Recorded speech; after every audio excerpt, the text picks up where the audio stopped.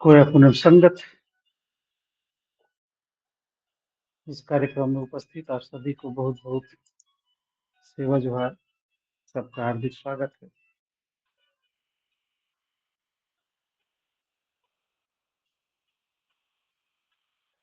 आप लोग अपने शरीर में कुछ न कुछ हलचल करते रहें, तो भी बढ़िया है। चाहे आप कपालभाति करते रहें या अन्य कोई गतिविधि, सुनते-सुनते वो काम भी होता रहे।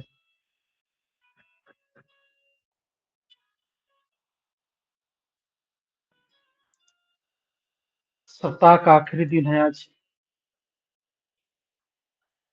यह कार्यक्रम मंगल, बुध, गुरु और शुक्र को सीधा लाइव प्रसारित किया जाता है। कल के सत्र में हम समझ रहे थे, जान रहे थे कि ज्ञान का महत्व क्या है और ज्ञान को कैसे जाने कि कौन सत्य ज्ञान है और कौन असत्य ज्ञान है।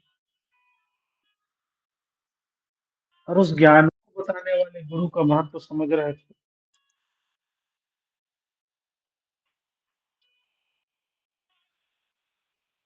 और गुरु जो है सदगुरु है कि असत्य गुरु है, उसको कैसे परखें।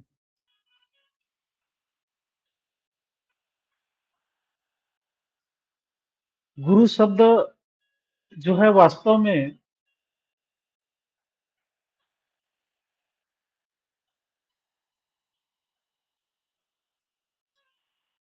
प्राकृतिक शब्द है। गुर शब्द से विकसित हुआ है, गुर। वही गुर शब्द आगे चल करके गुड़ बन गया।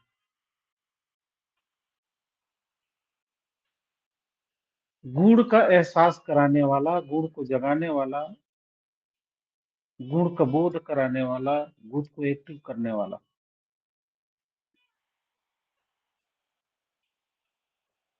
और चूंकि हमारे समाज में हजारों सालों से शंभू शेख के जाने के बाद, शंभू नामक पद के खत्म होने के बाद,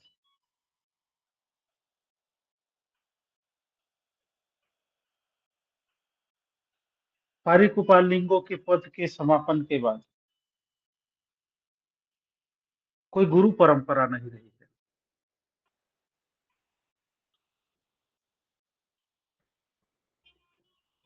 और समाज को मार्गदर्शन करने के लिए कोई ग्रंथ भी नहीं है।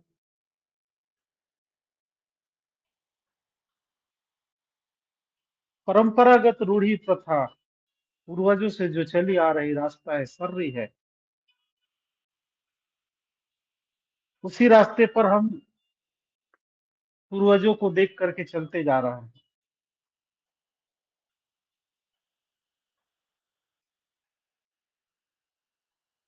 लेकिन रास्ते की एक खासियत होती है, जैसे जैसे हम दूर होते जाते हैं, वैसे वैसे उसमें बहुत से छोटे छोटे अन्य पगडंडियां बनने लगते हैं। शुरुआत में एक बड़ा रास्ता होता है, फिर धीरे धीरे जा करके अनेक छोटे छोटे रास्तों में वो बट जाता है।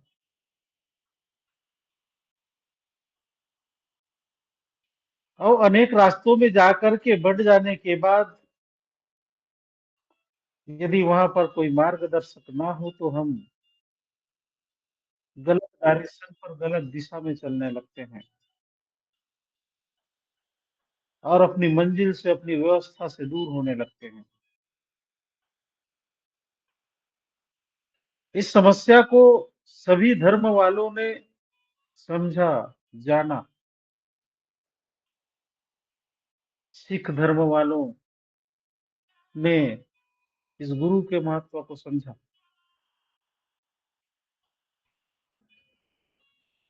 जैन धर्म वालों ने अपने गुरु के महत्व को समझा। बौद्ध धर्म वालों ने गुरु के महत्व को समझा।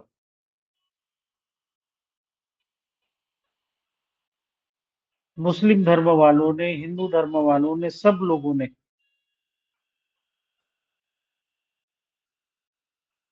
गुरु के महत्व को समझा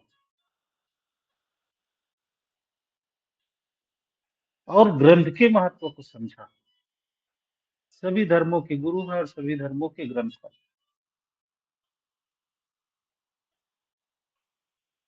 लेकिन हमारे में न तो गुरु न ग्रंथ। दादा हीरा सिंह मरकाम कहा करते थे, गुरु और ग्रंथ के बिना भटक गया सारा गुनवाना।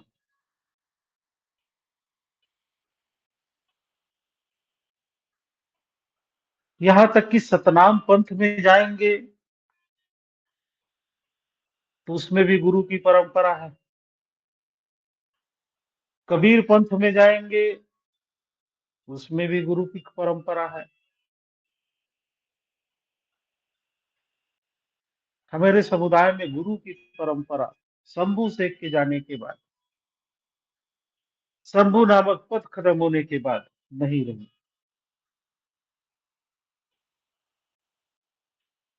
यद्यपि मुठवा कबीले का मुखिया, गांव का मुखिया सभी गांवों में होते हैं, गढ़ में भी होते हैं। जिस प्रकार से ईसाई धर्म का जो वेंटिकन सिटी है, वहां उनके सबसे बड़े धर्मगुरु रहते हैं। तिब्बतियों के धर्मगुरु दलाई लामा है। हमारे शंभू शेख हुआ करते थे। हिंदुओं ने उसी शंभू शेख का नकल करके अपना शंकराचार्य बना लिए, शंकराचार्य नामक पद सृजित कर लिए।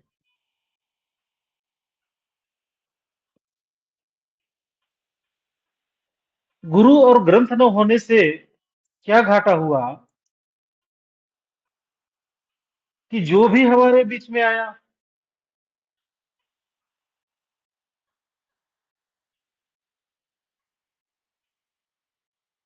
बाबा बन करके कोई आया तो कोई कान फुकाने वाले गुरु बाबा बन करके आया, कोई धार्मिक प्रचारक आया। सब तरफ की ज्ञान हम लोगों ने लेना शुरू किया और सब तरह की ज्ञान को लेकर के कुछ रास्ते उधर चलने लग गए और कुछ रास्ता अपने पुरखा वाले में चलने लग गए। वो तो हमारे समाज में, समुदाय में, हमारे कबीला में सख्त कानूनी नियम है, सख्त सामाजिक नियम है कि तीनों प्रकार के संस्कार करना है तो समाज की विधि से ही करना है, नहीं करोगे तो समाज से छोड़ दिया जाएगा। ऐसी सख्त सामाजिक नियम होने के कारण से हमारा समाज बचा है। नहीं तो कब के हमारा समाज दूसरा रास्ता पकड़ लिया रहता, दूसरे के बताए रास्ते पर चलने लगता और चल ही रहा है। ऐसा कोई भी ट्राइबल नहीं है जो दो नाव पर पैर रख करके नहीं चल रहा। वो मिश्रित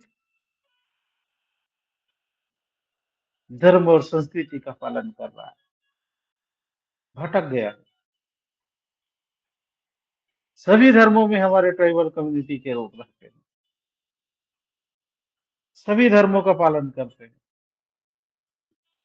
लेकिन अपने पुरखों की व्यवस्था को धीरे धीरे भूलते जा रहे हैं, पुरखों की भाषा को धीरे धीरे भूल रहे हैं।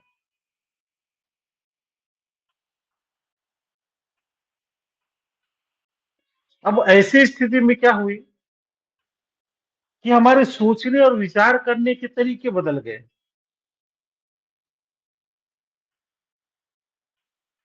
हमारे शरीर में जो मस्तिष्क है, माइंड है,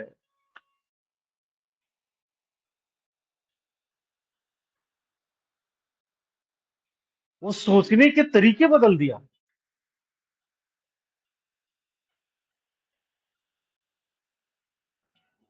वर्तमान में हमारे पास विचार करने की दो प्रकार की प्रणाली मौजूद है, कंप्यूटर और मोबाइल की भाषा में कहें तो उसको सर्च इंजन कहते हैं।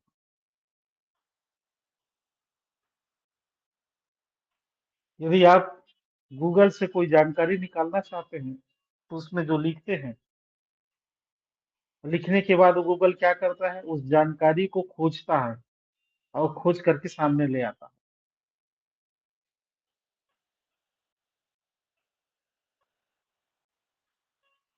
तो जैसे गूगल है, वैसे अन्य सॉफ्टवेयर भी हैं, जहाँ पर हम कोई मैसेज को डालते हैं, तो उसको खोजता है और खोज करके सामने ले आता है, रिजल्ट सामने ले आता है।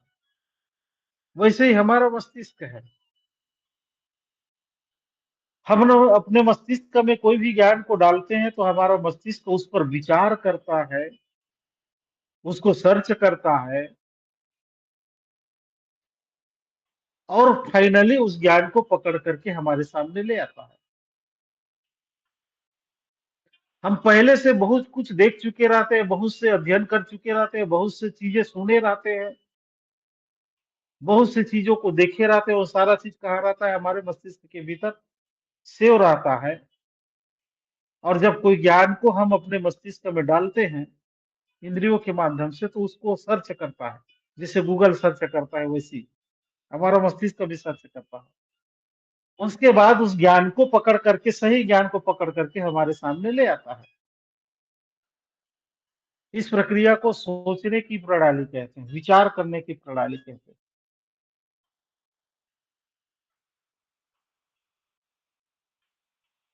और वो विचार करने की प्रणाली हमारे भीतर नेचुरली है, कुदरती है, प्राकृतिक है। हम प्राकृतिक तरीके से सोचते हैं, प्राकृतिक तरीके से विचार करते हैं।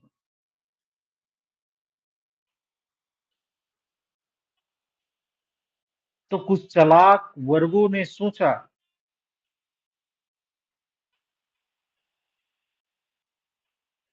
कि इनके सोचने के तरीके को ही यदि हैक कर लिया जाए, तो ये जो भी सोचे हमारे हिसाब से सोचे। अभी तक ये लोग प्राकृतिक दृष्टिकोण से सोचते हैं, लेकिन इनके दिमाग में एक ऐसी सॉफ्टवेयर डाल दिया जाए कि जब भी वो सोचे, तो वो सोचने वाले जो विषय वस्तु हो रीडायरेक्ट हो करके हमारे तरीके से सोचना शुरू कर दे।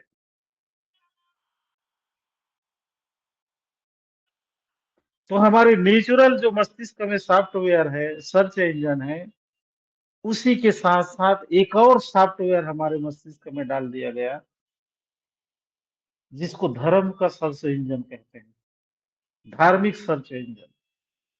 सोचने की धार्मिक प्रणाली हमारे मस्तिष्क में डाल दिया गया।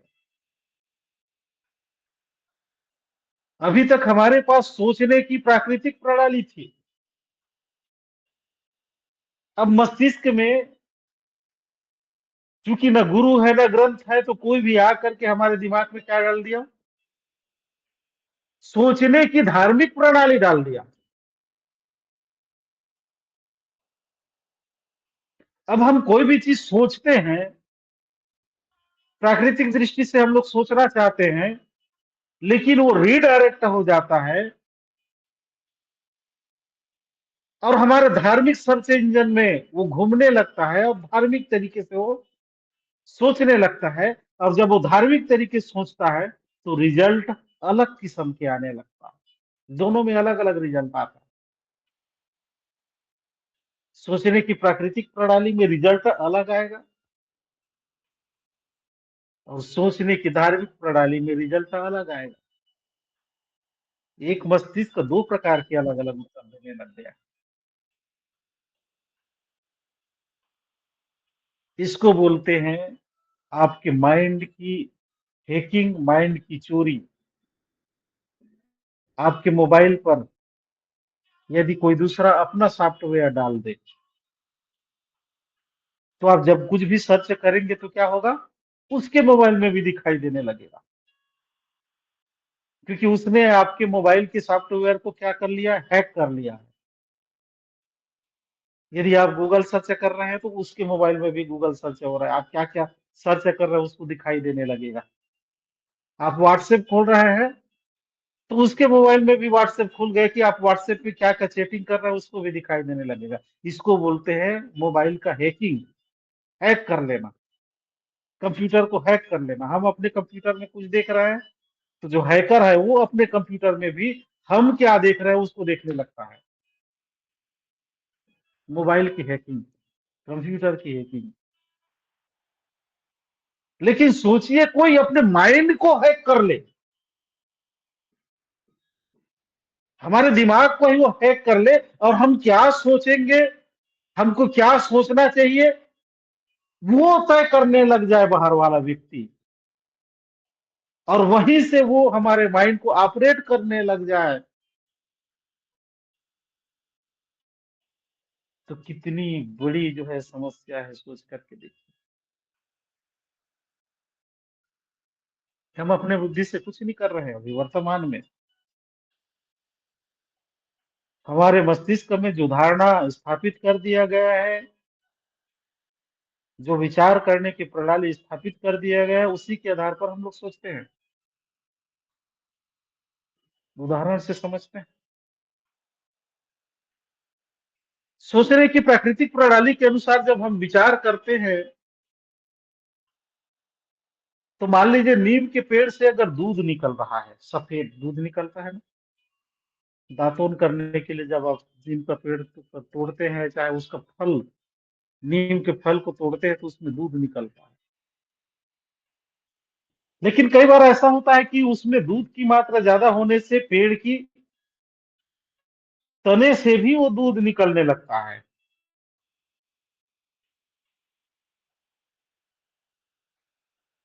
तो हमारे किसानों को पता है कि नीम के पेड़ से दूध निकलना एक नेचुरल प्रक्रिया है। ये प्राकृतिक दृष्टिकोण से जब हम सोचते हैं तो पता चलता है कि नीम के पेड़ से दूध निकलना एक प्राकृतिक प्रक्रिया है। लेकिन जो लोग धार्मिक प्रक्रिया से विचार करते हैं, उनको लगता है कि नीम के पेड़ से अगर दूध निकल रहा है तो ये तो चमत्कार हो गया, ये तो भगवान के कारण से दूध निकल रहा है। और उसको चमत्कार समझ करके लोग उसका पूजा पाठ करना शुरू कर देते हैं, वहां मेला लगाना शुरू कर देते हैं। ये अंतर है दोनों में, सोचने की प्राकृतिक प्रणाली में और सोचने की धार्मिक प्रणाली में ये अंतर है। कोई व्यक्ति दुबला पतला हो गया है, उसका उसका जो है शरीर में भोजन लग नहीं रहा है, वो सूख रहा है, लगातार बीमार रहता है, उसको बुखार रहता है, उसको खांसी रहता है, कमजोर हो गया है कोई व्यक्ति। तो सोचने की जो प्राकृतिक प्रणाली है, जिसको हम वैज्ञानिक प्रणाली भी कहते हैं, प्राकृतिक प्रणाली मतलब वैज्ञानिक प्रणाली,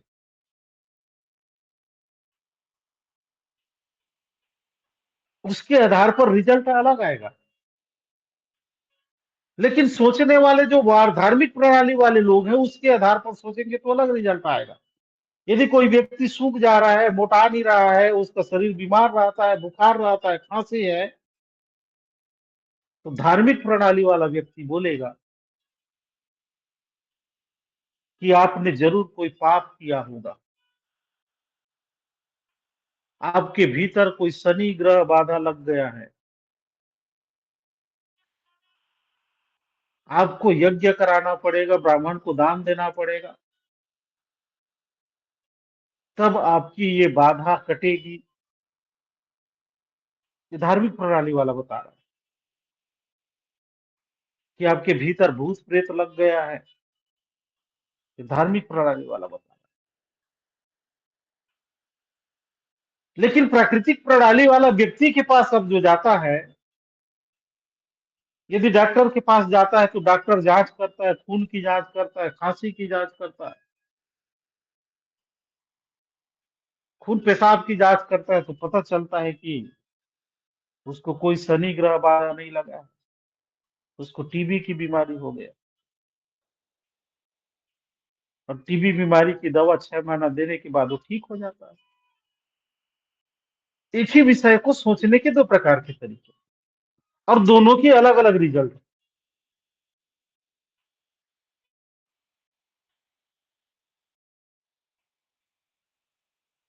ठीक उसी प्रकार से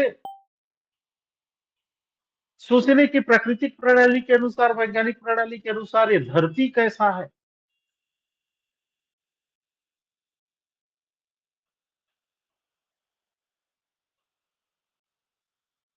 तो ये धरती गोल है, अपने अक्ष पर चक्कर लगा रही है, और साथ में अपने कक्ष पर भी चक्कर लगा रही है, सूर्य की परिक्रमा कर रही है। और ये ऊपर आसमान में है, नीचे भी आसमान है, ऊपर भी आसमान है। ये विचार करने की, सोचने की प्राकृतिक प्रणाली के आधार पर ऐसा रिजल्ट आता है, और बच्चों को यही पढ़ाया जाता है।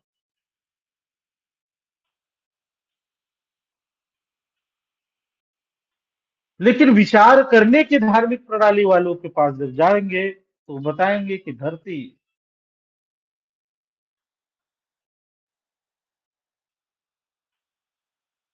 के चारों तरफ सूर्य चक्कर लगा रहा है,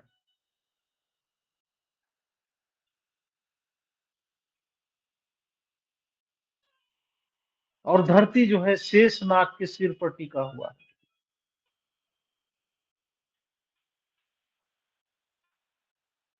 शेषनाग जब अपना फन बदलता है तो धरती में हलचल होती है, भूकंप आता है, ऐसा रिजल्ट आता है। सूर्य के बारे में सोचेंगे तो सूर्य 7 घोड़े पर सवार है, और धरती की परिक्रमा कर रही है।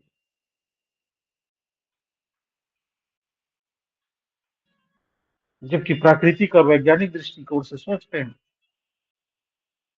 तो सूर्य 7 घोड़े पर सवार कैसे होगा, वो तो आग का गोला है और धरती से कई गुना बड़ा है।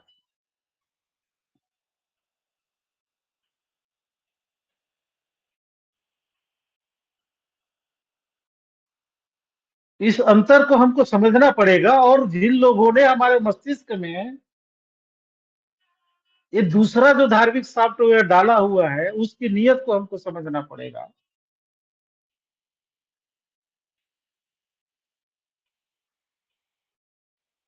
अब जो है ज्ञान प्राप्त करने के लिए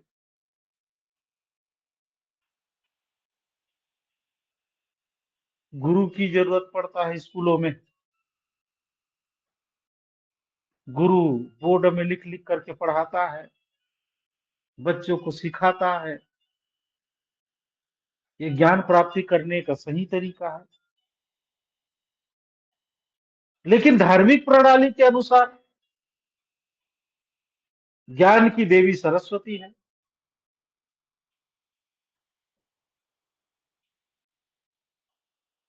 और सरस्वती नाराज हो जाएगी तो आपको ज्ञान नहीं मिलेगा। तो ज्ञान प्राप्ति करने के लिए सरस्वती को खुश करना पड़ेगा। और सरस्वती को खुश करने का क्या तरीका है, तो रोज सवेरे शाम सरस्वती को पूजा करिए, उसकी आरती उतारिए, उसके बाद स्कूल जाइए। उसका जयंती जब आता है सरस्वती, तो उसमें सरस्वती जयंती मनाइए स्कूलों में, तभी तो सरस्वती कृपा रहेगी। ऐसा बच्चों के मस्तिष्क में डाला जाता है। तो जब सरस्वती की ही पूजा करने से ज्ञान आती है, तो स्कूल और गुरुजी लोगों का क्या काम।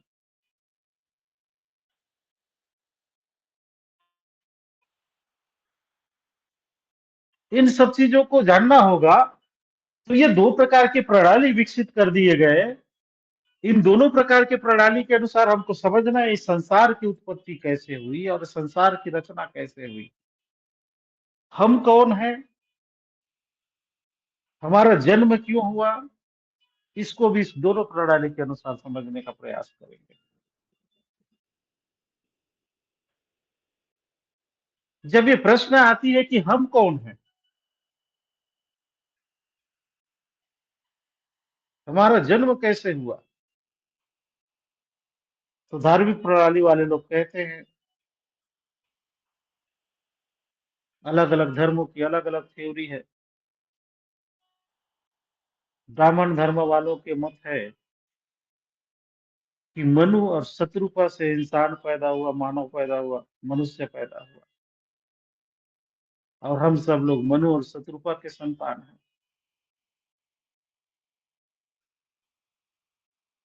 इस्लाम धर्म कहता है कि आदम और हव्वा के हम सब संतान हैं, इंसान हैं।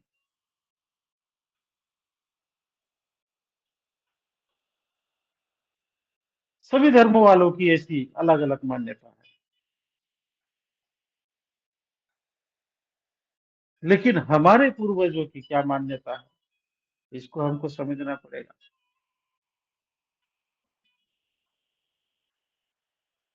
हम कौन हैं, हमारा नाम क्या है, इसको हम लोग अगले कड़ियों में समझने का प्रयास करेंगे। इस संसार की उत्पत्ति कैसे हुई? तो धार्मिक प्रणाली के अनुसार उनके ब्रह्मा ने इस संसार की रचना की, उनके ईश्वरों ने इस संसार की रचना की, उनके भगवानों ने इस संसार की रचना की।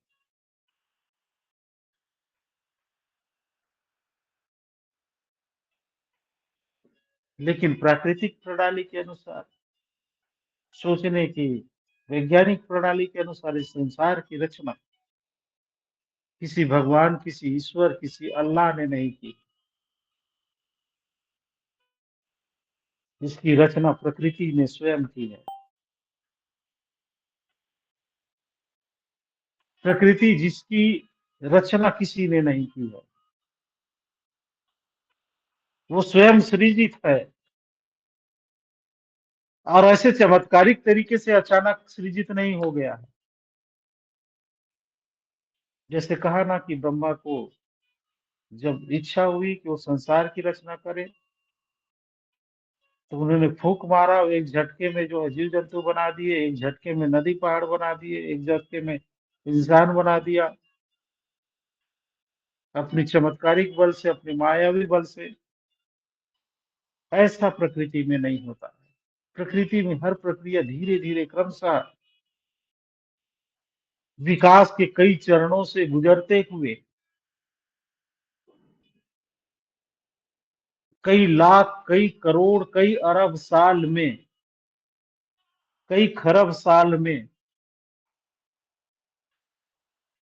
इस संसार की रचना हुई है, धीरे धीरे करके।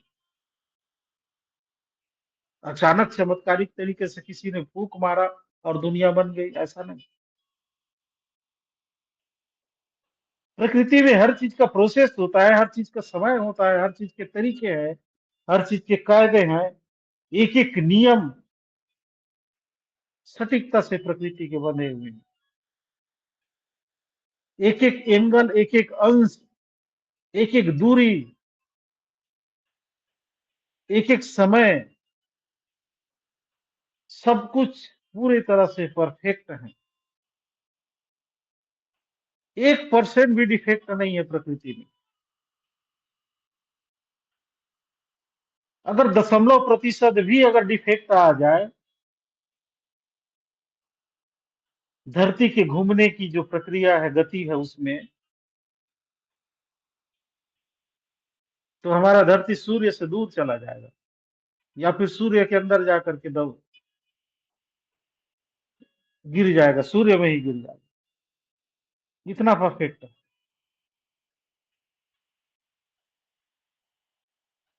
हमारे शरीर में यदि 1 डिग्री भी तापमान बढ़ जाए तो बुखार आ जाता है,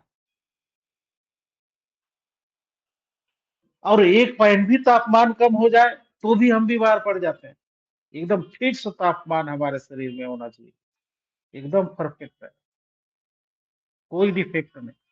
संतुलित तापमान है, संतुलित मात्रा में पानी है, संतुलित मात्रा में खून है। जब खून की जांच करते हैं तो हमारे में कितना ग्राम खून होता है, वो स्पष्ट रूप से निकल करके सामने आता है। और खून की कमी हो जाएगी तो बीमार पड़ जाएंगे, खून ज्यादा हो जाएगा तो बीमार पड़ जाएंगे। तापमान, पानी, हमारी संरचना सब कुछ एकदम परफेक्ट। एक भी डिफेक्ट नहीं है प्रकृति में।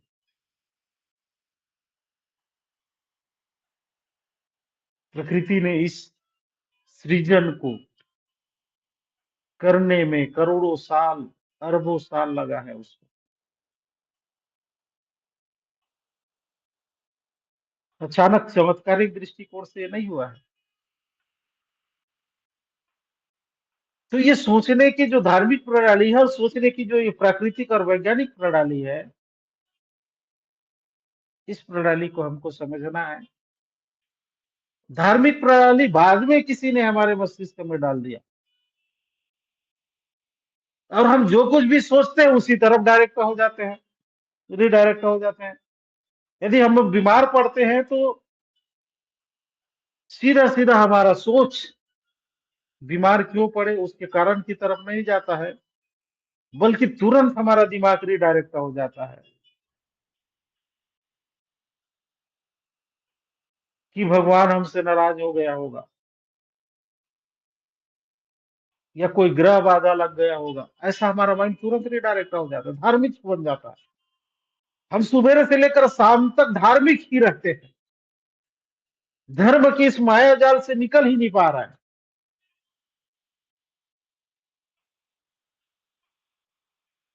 इतना धार्मिक हो चुके हैं कि हमको सच्चाई दिखाई नहीं देता।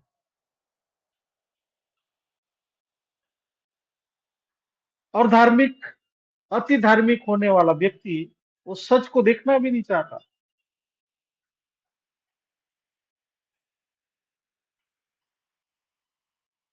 न उसके पास सच को समझने की क्षमता होती है। यदि उसके पास कड़वा सच रख दिया जाए तो उसकी धार्मिक भावना आहत हो जाती है, लेकिन सच्चाई को स्वीकार नहीं करेगा। भले धार्मिक भावना आहत हो जाएगी, लेकिन सच्चाई उसको स्वीकार नहीं होता। तो धर्म जो है सिर्फ सोचने की प्रणाली नहीं है, बल्कि धर्म जो है हमारी आदत बन जाती है, हमारा व्यवहार बन जाता है, हमारा चरित्र बन जाता है। और हम हर एक विषय को उसी धर्म के सर्च इंजन से गुजारते हैं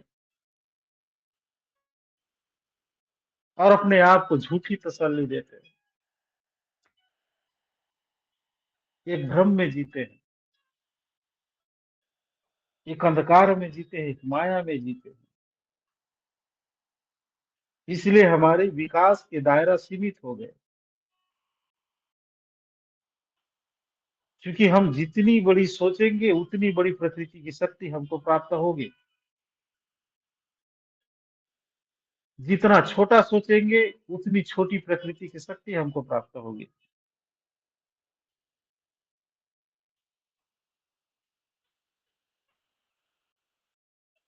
अब हमारी सोचने के दायरे ही जब छोटा हो जाएगा,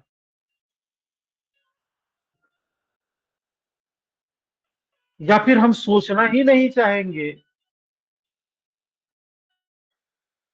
तो सबसे पीछे तो रहेंगे ही ना, सबसे पीछे रहेंगे। एक तरफ दुनिया आसमान को छूने की तैयारी कर रहा है, छू रहा है, दूसरे ग्रहों तक पहुंच रहा है, लेकिन हम अभी तक अपने गांव से बाहर नहीं निकल पा रहे हैं। अपने परिवार की समस्याओं में उलझे हुए हैं, गांव की समस्या में उलझे हुए हैं। हमारे पास भविष्य को देखने की क्षमता ही विकसित नहीं हो पा रही है, दूरदृष्टि ही नहीं विकसित हो पा रहा। ये बहुत बड़ी समस्या है।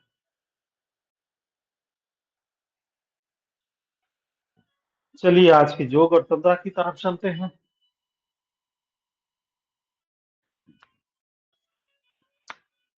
सुखपूर्वक आसन पर बैठ जाएं, कमर पीठ सीधी कर लें, आंख को बंद कर लें,